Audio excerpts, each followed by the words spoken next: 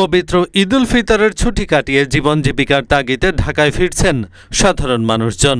সকাল থেকে দেশের বিভিন্ন গন্তব্য থেকে ছেড়ে আসা ট্রেন কমলাপুরের ঢাকা রেলওয়ে স্টেশনে এসে থামতেই হাজার হাজার মানুষ বের হয়ে যাচ্ছেন আপন ঠিকানার উদ্দেশ্যে। তবে এখনও ট্রেন যাত্রায় অনেকটা নির্ঝঞ্ঝাট এবং স্বস্তির সঙ্গেই ঢাকায় ফেরা যাচ্ছে বলেও জানান তারা। বিষয়টি নিয়ে বেশ সন্তোষ প্রকাশ করেন অনেকে।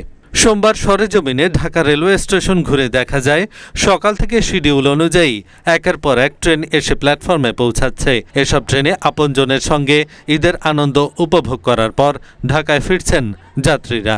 এছাড়া যাত্রী সাধারণের অনুরোধে 25% টিকিট যাত্রা শুরুর 2 ঘন্টা আগে থেকে প্রারম্ভিক স্টেশন থেকে পাওয়া যাবে বলেও নিশ্চিত করা হয়েছে।